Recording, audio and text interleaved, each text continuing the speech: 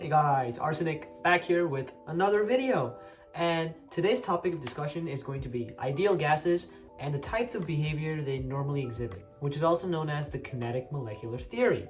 So thank you for clicking on this video and trusting me with your time. And I will do all in my ability to not waste it. So let's get right into the video. Alright guys, before I dive into ideal gases, I wanted to quickly go over a topic that I left out of a previous video. And that is how to represent solids, liquids, and gases in a particular diagram. So when you are trying to represent solids, make sure your particles are touching and really close to each other, and also that they're kind of like blobbed up towards the middle of the container. Also, make sure that your solids are settled at the bottom of the container, because there were lots of times last year where I would just put the solids like anywhere inside the container, and the truth is that solids don't tend to fly, right? They tend to settle at the bottom. So make sure you don't make the same mistakes I did. Secondly, when you're trying to represent liquids, you want the particles to be relatively farther away from each other, because this is the characteristic that allows liquids to flow. And thirdly, with gases, you want the particles to be relatively farther away than both the particles in solids and liquids. So basically really far away from each other. And that's because when left in a closed environment, gases tend to just roam about freely, and us drawing them out this way speaks to the same. So that was like just a quick way on how to draw them. Now let's move on to ideal gases. So I wanted to approach this concept a bit differently because it's a new and complex one. And what I'm gonna do here is first discover with you guys what an ideal gas actually is and what its characteristics are before actually using the equation to solve ideal gas law questions. Alright, so lucky for us, there's this thing called the kinetic molecular theory, which just writes down for us what are the defining traits of an ideal gas. When we talk about an ideal gas, there are four main assumptions that we make about it. The first one is that all the particles in the ideal gas are moving constantly in a random straight line path. The second assumption we make is that the particles have negligible volume, so relative to whatever container the particles are in, they weigh next to nothing. The third assumption we make is that there exists no intermolecular forces between the particles, so they are not attracted to each other in any way whatsoever. And then our fourth assumption is that the collisions that occur are completely elastic. So no energy is gained or lost after the particles do collide with each other. And this also means that they keep carrying on at the same speed that they had before they collide. Now that we know the four assumptions, I wanted to also point out that kinetic energy is directly related to velocity, and we know that through this formula, which states that kinetic energy is equal to half times mass times velocity squared. Now you can use this to find the kinetic energy of any molecule particle, and the way I know it is because it's on the AP Chem formula sheet. So I have virtually linked it down in the description below, but for those of you that do have a physical copy, I would really recommend having it out for the rest of the video. Alright, so for those of you with a physical copy, if you were to go to the gases, liquids, and solutions section, down here you can see that Ke of molecule equals half mv squared, and that's where it's situated on the formula sheet. Alright, now that we have a pretty decent understanding of how ideal gases work, we are ready to take on the ideal gas law. So this law states that PV equals nRT, where P is the pressure, which is measured in atmospheres or torr. V is the volume, which is always measured in liters. N is the moles of whatever ideal gas we're looking at. R is the gas constant, which I'll come back to in a minute. And then the T is the temperature, and it's always measured in Kelvin. So many a times you're given the temperature in Celsius, and all you have to do to convert from Celsius to Kelvin is add 273 to it, and you will be given the Kelvin measurement. Now going back to the gas constant, determining what gas constant to use in this equation is really dependent on what units you are given for the different variables. And for example, if let's say the pressure variable is given to you in the unit atmospheres. Well then, you would use this second gas constant, which is 0.08206, because it has the unit atmospheres in it as well, and then this atmospheres will cancel out with that atmospheres. Now, what if you were given the unit of pressure in torr instead? Well, you would use the third gas constant, which also has a unit torr in it, and is 62.36. So, again, gas constants are located under the gases, liquids, and solutions section, right about here. And I've only seen the second and the third gas constant be used really commonly. The first one is used later on, and we will look at that. However, don't worry about it too much. Just know that you want to relate the units in the gas constant to the units you're given in the question. Finally, one thing I wanted to point out was that in some questions, instead of being given the value of every variable, you're just told that the environment has standard temperature and standard pressure. In these scenarios, we are to assume that the temperature is 273 degrees Kelvin and that the pressure is 1 atmosphere or 760 torr. So that is quite helpful, and I would highly recommend just memorizing what standard temp and pressure are. So now that we have like a pretty good understanding of how the formula works, I'm just going to do an example problem with you guys to show you how it looks.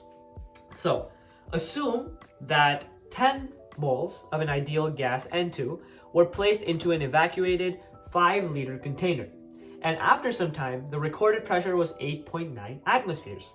What would the temperature within the container been at this time? Alright, now we know what the P in our PV equals nRT is, which is 8.9 atmospheres. We know that our volume is the 5.00 liters.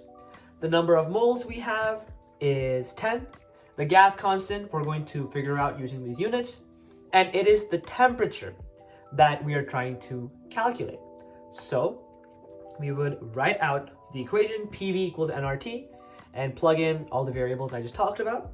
And in this case, we will be using the second gas constant, which is 0.08206, because our pressure is given to us in atmospheres, and this gas constant also uses atmosphere as the pressure metric. So once we write everything down, we just start canceling stuff out. So the moles of the moles with 10 cancel out with the denominator of the gas constant, and after that the 10 can be just multiplied with the gas constant to come up with 0.8206. Then we can move the gas constant to the other side and just solve for degrees Kelvin. So it's just a lot of algebra we have to do after we figured out what the actual values are and situated which one we're trying to solve for. So it's just figuring out, which is the tricky part, what the variables are that are given to you are. So yeah, once you can do that, you can basically solve any ideal gas question. We know that the ideal gas law is P equals nRT.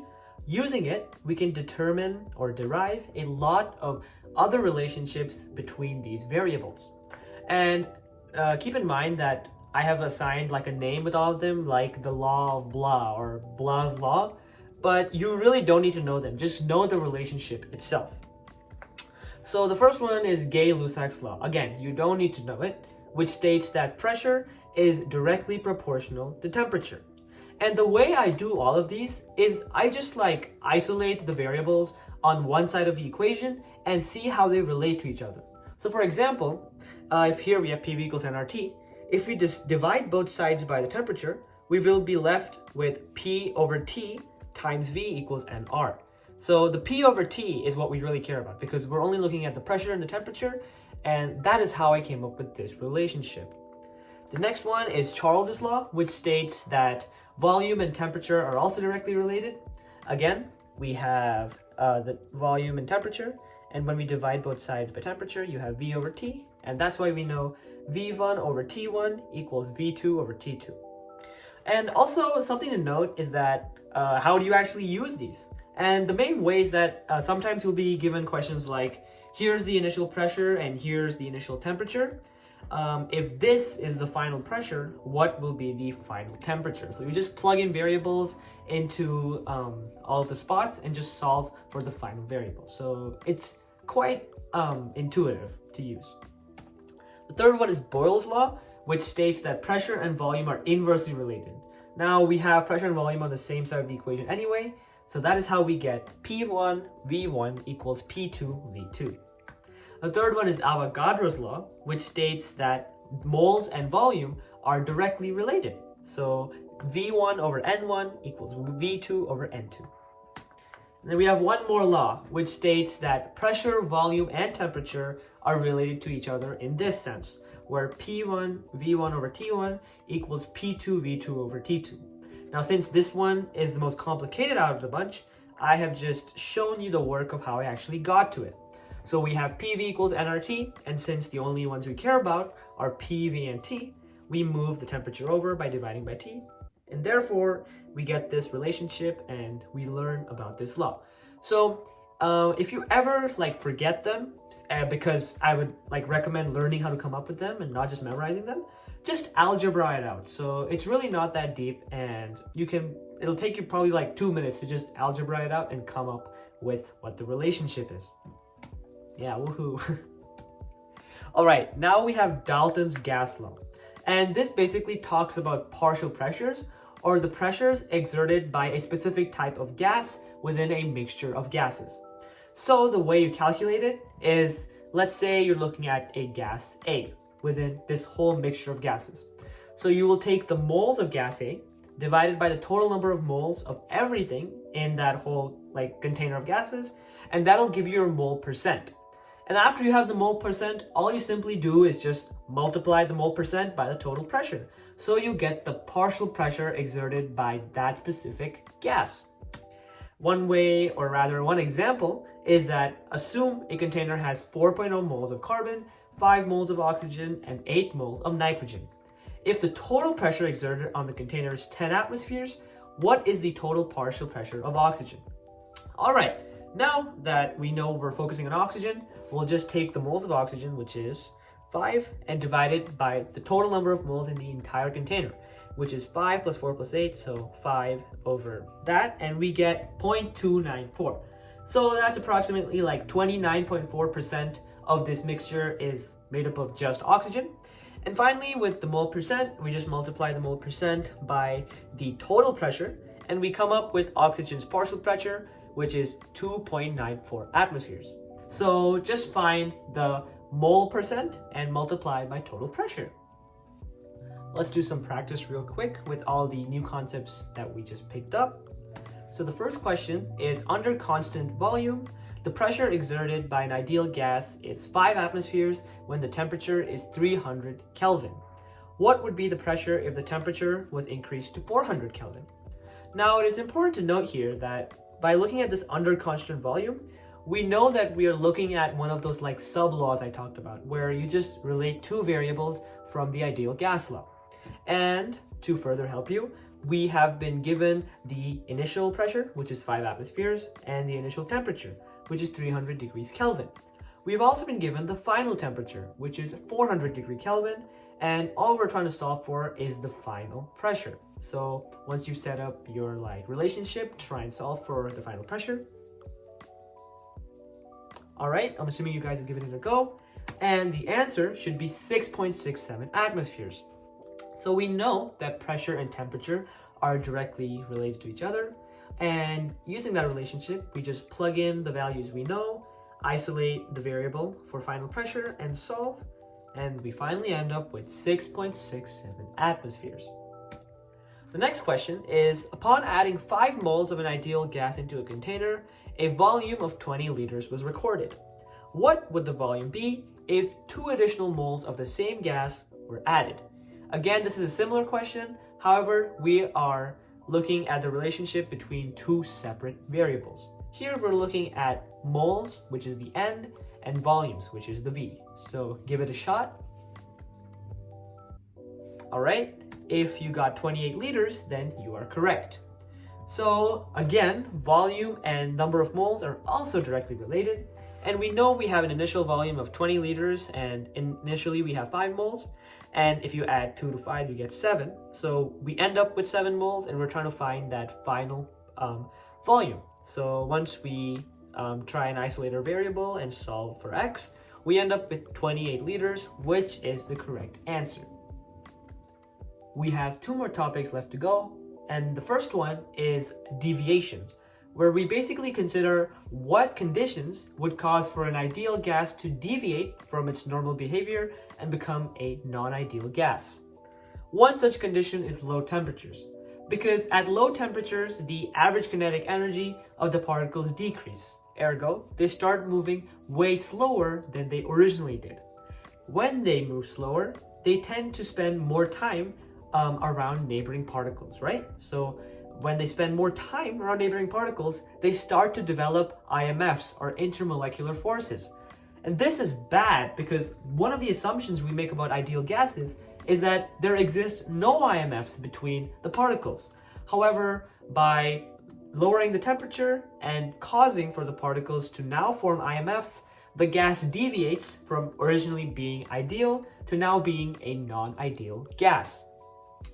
With the images on the left, I just wanted to point out that a longer arrow signified higher average kinetic energy, and a smaller arrow signified slower average kinetic energy. So at high temperatures, we have the particles moving fast, and then at low temperatures, we have them moving relatively slower, which causes them to become non-ideal gases.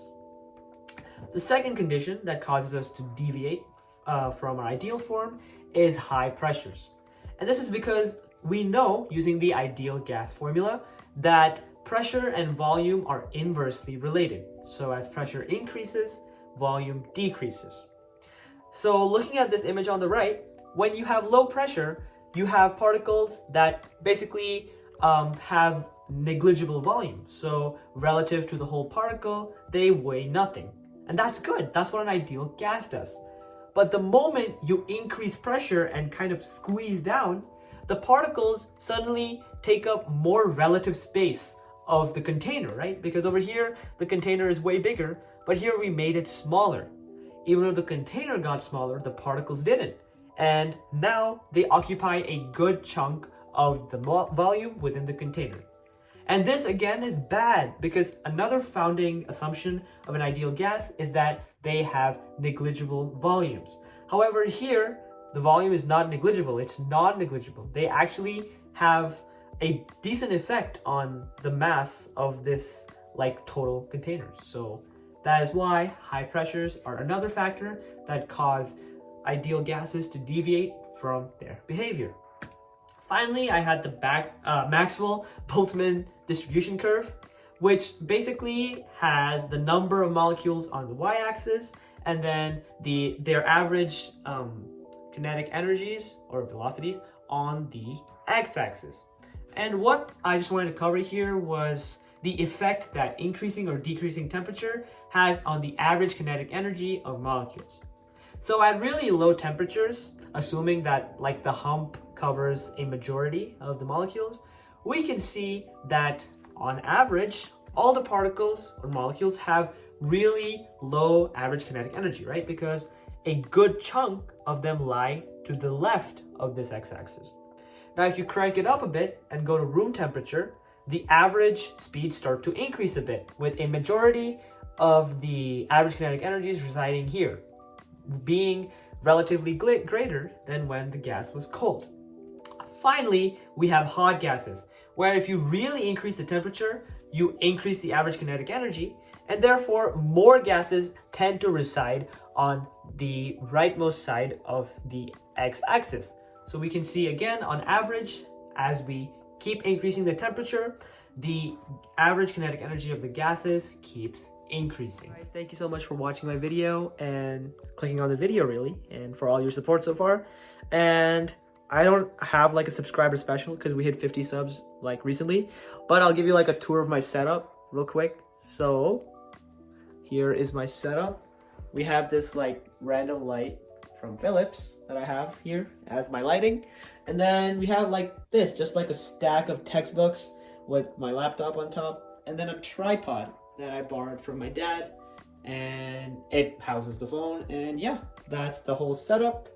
And it's a really budget setup, but it's the best I can do as a high schooler. So thank you for watching the video, and see you in the next one.